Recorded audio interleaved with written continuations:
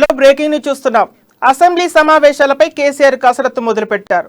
వచ్చే నెలలో సమావేశాలు పెట్టాలని నిర్ణయించడంతో సమావేశాల ఎజెండాపై మంత్రులు హరీష్ రావు, వేముల ప్రశాంత్ రెడ్డితో సమావేశమయ్యారు.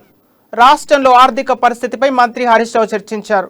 కేంద్రం నిర్వహిస్తున్న ఆర్థిక సమావేశానికి గైహాజరయ్యారు. కేంద్ర నిర్ణయాలతో 40,000 కోట్ల రూపాయల నష్టం వస్తుందని తెలంగాణ సర్కార్ ఇప్పటికే పలుమార్లు ఆరోపణలు చేసింది. ఈ క్రమంలో కేంద్ర వైఖరిని అసెంబ్లీ వేదికగా ఎండగట్టాలని కేసీఆర్ ప్లాన్ చేస్తున్నట్టు తెలుస్తోంది.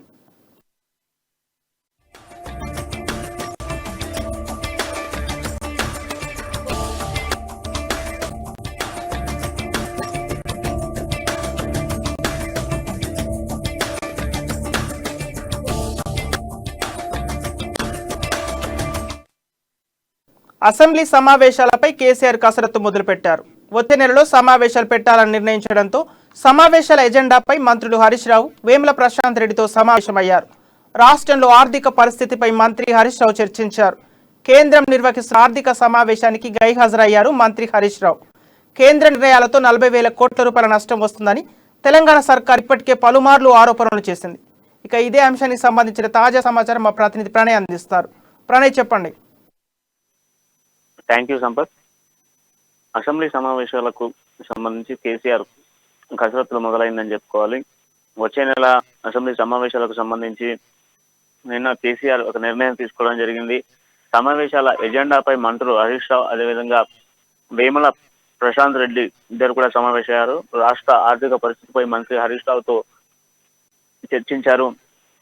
కేంద్రం నిర్వహిస్తున్నటువంటి ఆర్థిక సమ్మేళనానికి సంబంధించినటువంటి విషయాల్లో మంత్రి హరీష్ రావు, దాంతో పాటుగా వేముల ప్రశాంత్ ఇద్దరు కూడా సుమారుగా కొద్దిసేపు చర్చించుకున్నారు. ఈ కేసీఆర్ తలపెట్టినటువంటి అసెంబ్లీకి సంబంధించి నిన్న ఆయన ప్రకటించిన నేపథ్యంలో కేంద్రం నిర్ణయించినటువంటి 40,000 కోట్లకు సంబంధించినటువంటి విషయంలో నష్టం వాటిల్తుంది. ఇదంతా కూడా తెలంగాణ సర్కార్ ఇప్పటికే పలుమార్లు ఆరోపించిన నేపథ్యంలో కూడా కేంద్రం ఈ కార్యక్రమానికి వైఖరికి సంబంధించి ప్రజలకు తెలవాలి, కేంద్రం వహిస్తున్నటువంటి తీర్పు సంబంధించి ప్రజలకు తెలవాలి అని ఈ అసెంబ్లీ సమావేశాలు నిర్వహించాలంటూ కూడా నిర్ణయం తీసుకోవడం జరిగింది. ప్రధానంగా ఇప్పుడు జరుగుతున్నటువంటి సమావేశాలకు సంబంధించి 40,000 కోట్లకు సంబంధించి పూర్తి స్థాయిలో కూడా ప్రజలకు తెలియాలి. తెలంగాణ ప్రజలకు రాష్ట్ర ప్రభుత్వం తీసుకొస్తున్న పథకాలకు సంబంధించి కేంద్రం నుంచి రావాల్సినటువంటి బడ్జెట్ ఏ విధంగా ఆగుతుంది, ఏం జరుగుతుంది అన్నటువంటి విషయాలు ప్రజలకు తెలిసే విధంగా కూడా పూర్తి స్థాయిలో దీనికి సంబంధించినటువంటి